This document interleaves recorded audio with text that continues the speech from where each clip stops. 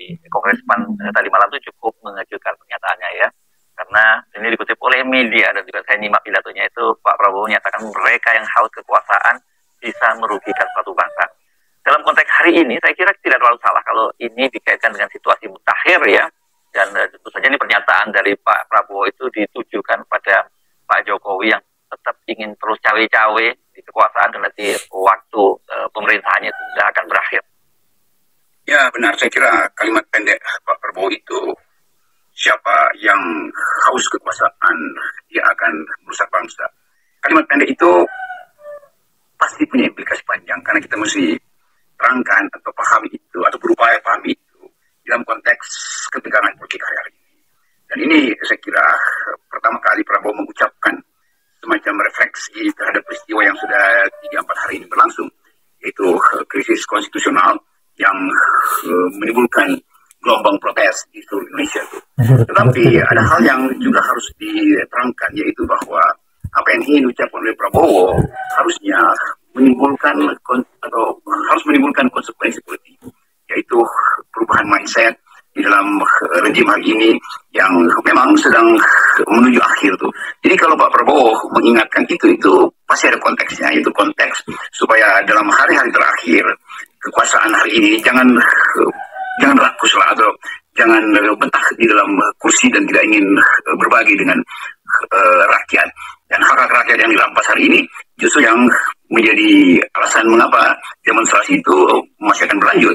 Jadi sekali lagi Prabowo mengucapkan sesuatu hasil refleksi dari keadaan hari ini, dan dia bahkan menerangkan bahwa fungsi dari politik adalah melayani rakyat. Jadi kenapa dia berpolitik? Karena dia ingin mengubah nasib rakyat. Karena itu dasarnya tuh. Dan mengubah itu memerlukan kekuasaan. Jadi saya kira secara ensiklopedik Pak Prabowo mengerti tugas dia sebagai presiden yang nanti akan dilantik. Nah ini yang memungkinkan kita punya semacam sebetulnya harapan bahwa era nanti akan ada pemutusan relasi kimia dengan rejim sebelumnya.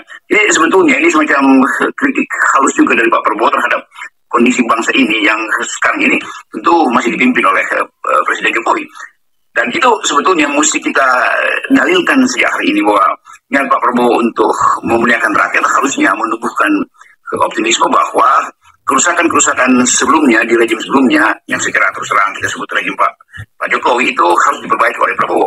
Jadi kelihatannya itu maksud mengapa Prabowo harus mengucapkan kalimat bijak semacam itu. Dengan pernyataan Prabowo tersebut ini kan saya menangkap kesan ini Prabowo sekarang sudah mulai lebih pede gitu mengucapkan kalimat semacam itu yang selama ini kan sangat terkesan dia hindari. Saya kira pesan semacam itu penting dan banyak ditunggu-tunggu oleh publik menjelang pelantikan Pak Prabowo sebagai presiden.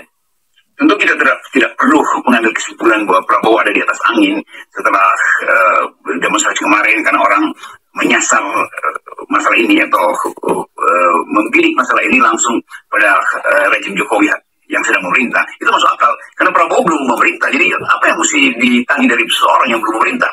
Tetapi terhadap seseorang yang sudah memerintah selama 10 tahun, yaitu Presiden Jokowi, orang mulai tagih bahwa ada hal yang tidak diperlihatkan secara transparan oleh opini publik, misalnya bahwa bagian ini juga merupakan tanggung jawab Prabowo karena dia ada dalam kabinet. Tetapi secara keseluruhan kemarahan publik itu terarah pada Pak Jokowi dan terarah bahkan pada perilaku keluarganya sendiri kan.